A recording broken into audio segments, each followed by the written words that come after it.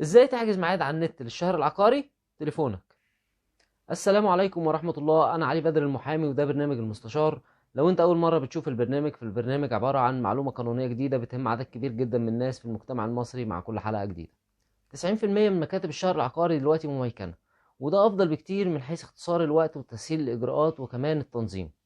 لكن بيتطلب منك ان انت قبل ما تروح الشهر العقاري لازم تكون حاجز على النت، تكون حاجز دور بالتاريخ والوقت تحديدا على النت. في الفيديو ده انا هقول لك ازاي تحجز ميعاد في الشهر العقاري على النت، سواء عايز تعمل توكيل محامي او توكيل ببيع سيارة او عقد بيع سيارة او اثبات تاريخ او اي اجراء عايز تاخده في الشهر العقاري. هقول لك ازاي تعمله. وعشان ما نضيعش وقت يلا بينا نشوف الفيديو. هندخل على البلاي ستور وهنكتب في السيرش ارغب في عمل توكيل. اهو ده شكل البرنامج. نعمل انستول.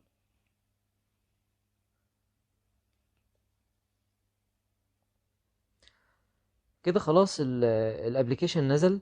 اهو ارغب في عمل توكيل. هبتدي بقى افتح الابليكيشن عشان اقدر احجز دور في الشهر العقاري. هيطلع لي القائمة دي، فهختار اول حاجة على الشمال فوق اللي هو حجز موعد باحد الفروع المتاحة لاتمام معاملتك في ايام. هفتحها هيجيب لي فوق هنا يا اما فروع التوثيق القريبة يا اما عرض الكل.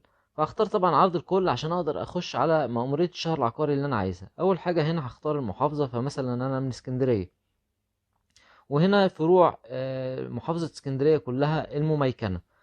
طيب انا هنا مثلا تبع المنتزه تاني، فهختار المنتزه تاني هدوس عليها اهو. طيب هنا بقى هيجيب لك الشاشة دي، بيجيب لك مواعيد العمل طبعا من 9 ل4 ونوع الخدمة والمسافة والعنوان. بيجيب لك العنوان لو انت مش عارف العنوان، كمان لو انت مش عارف المكان فين واول مرة تروح وعايز تمشي على الجي بي اس، فتقدر تمشي على الجي بي اس من خلال الشاشة اللي فوق دي، بتدوس عليها بيفتح لك الخرائط. طيب احنا وصلنا للشاشة دي، عايزين نكمل بقى عشان نحجز دور، فبندوس على حجز دور.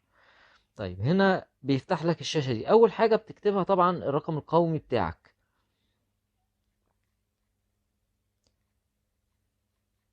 ولازم تكتب الرقم القومي طبعا مظبوط، لان دي الحاجة الوحيدة في بياناتك الشخصية اللي بتحطها. طيب انا كده كتبت الرقم القومي. بعد كده الخانة اللي بعد كده التصنيف، والتصنيف هنا بيعتمد على انا عايز اعمل ايه، عايز احجز لايه. فمثلا لو انا عايز اعمل توكيل رسمي عام في القضايا او توكيل رسمي عام شامل او توكيل في الامور الزوجية، فبختار هنا محررات رسمية موثقة. بيفتح لي بعد كده نوع المحرر، بختار هنا اللي انا عايزه. طبعا في حاجات كتيرة هنا. طبعا اللي بيحجز للشهر العقاري هو عارف عايز يعمل ايه، بس انا بتكلم على اشهر حاجة. يعني مثلا توكيل رسمي توكيل رسمي في القضايا ومحضر اثبات امتناع عن توقيع عقد بيع سفينة. شوف انت عايز تعمل ايه. طيب لو انا مثلا عايز ان انا اعمل اثبات تاريخ على عقد ايجار، فبعمل ايه؟ بفتح من هنا وبختار محررات عرفية، وباجي هنا على نوع المحرر بكتب ايه؟ بختار عقد ايجار. طيب لو انا عايز اعمل توكيل ادارة سيارات مثلا، او توكيل ادارة في الموتوسيكل بتاعي، او عايز اعمل توكيل بيع سيارة او توكيل بيع دراجة، او عايز اعمل توكيل خاص لحد، او عايز اعمل مثلا عقد بيع سيارة او موتوسيكل مثلا. فبختار هنا، باجي هنا واختار محاضرة تصديق على التوقيعات، وبختار هنا نوع العقد اللي انا عايزه او المستند اللي انا عايزه، زي مثلا عقد بيع سيارة. طيب انا هنفترض مثلا ان انا عايز اعمل توكيل رسمي عام قضايا، اللي هو توكيل محامي. عايز اعمل توكيل للمحامي، فباجي هنا على التصنيف وبختار محررات رسمية موثقة. وانا باجي باخد المثال ده لان ده المثال اكتر مثال جالي فيه اسئلة. بختار محررات رسمية موثقة، وباجي هنا بختار توكيل رسمي عام في القضايا. تمام. وبختار هنا بعد كده يوم الحجز. حاجة مثلا انا عايز احجز يوم 9/12 مثلا، فهدوس على 9 واعمل اوكي، وبعد كده اشوف الميعاد اللي انا عايزه. هنا مطلع لي 3 مواعيد، من 9 ل11 ونص، ولا من 11 ونص ل1 ونص، ولا من 1 ونص ل4. وده الميعاد اللي انت هتكون موجود فيه في مأمورية الشهر العقاري. فمثلا انا هحجز من 9 ل11 ونص، وهدوس على المربع اللي تحت تأكيد على البيانات، وبعد كده هدوس على حجز. خلاص كده انا حجزت.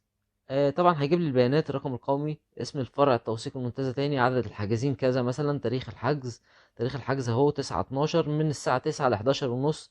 لازم ابقى موجود، يعني من 9 اكون موجود وما اتأخرش عن 11:30. واروح طبعا باصل البطاقة بتاعتي وبدوس هنا على موافق. كده خلاص انا حجزت ميعاد للشهر العقاري. طيب، لو انا عايز حاجز اكتر من ميعاد وعايز استعلم عن المواعيد اللي انا حاجزها، فبدوس هنا تحت خالص على الشمال استعلام عن الحجز. هنا الرقم القومي بتاعي في المكان اللي فوق ده، وبعد كده بدوس هنا على استعلام. بس كده بيجيب لي بقى هنا ايه الاستعلام عن الحجوزات اللي انا حاجزها. فمثلا حاجز توكيل رسمي عام قضايا في 9/12 من الساعة 9 ل11:30. بعد كده توكيل رسمي عام في القضايا مثلا برضو في يوم 4/12 من 9 ل11:30. هنا دي ال الحجوزات بتاعتي. ممكن ألغي الحجز أو أدوس تعديل فأعدل على الحجز اللي أنا حاجزه.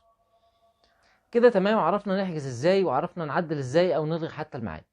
في ملحوظة مهمة عايز أقولها، إن أنت لو حجزت ميعاد على النت لازم تروح الشهر العقاري، أو على الأقل إنك أنت تعدله وتأجل الميعاد، أو إن أنت تلغيه. ما ينفعش تاخد ميعاد وما تروحش. لو أخدت ميعاد وما رحتش وكررت الموضوع ده مرتين أو ثلاثة، ممكن تاخد حجب من موقع الشهر العقاري، مش هتقدر تحجز إلا لما تتصل بخدمة العملاء بتاعتهم، وممكن تتعب شوية في الموضوع ده. فحاول إن أنت لو خدت ميعاد يبقى إن أنت تروح. صدقني الموضوع بقى أسهل بكتير من الأول. ميكنة الشهر العقاري دي خطوة جميلة جدا، بتسهل لك انت كمواطن وكمان بتوفر لك في الوقت. يعني مثلا في المثال بتاعنا ان انت ميعادك من 9 ل11:30، لو انت رحت الساعة 10 فبتطلع بطاقتك على الباب، بيدخل على الكمبيوتر بيعرف ان انت ليك حجز النهاردة في الميعاد ده. فبيدي لك تيكت ان انت تدخل الشهر العقاري. بتدخل الشهر العقاري مفيش نص ساعة بتكون خلصت مصلحتك ومشيت. الفيديو النهارده كده خلص. لو عندك اي استفسار اكتب لي في الكومنت هرد عليك، او ابعت لي على رسائل صفحة الفيسبوك برضو هرد عليك، سواء في موضوع الحلقة او في اي مسألة قانونية. ان شاء الله هرد عليك وهقدر افيدك. لو الفيديو فادك اعمل لايك للفيديو وشير الفيديو عشان غيرك يستفيد، وكمان سبسكرايب للقناة عشان عليها فيديوهات قانونية كتير هتفيدك، وكمان الجرس عشان ان شاء الله اللي جاي برضو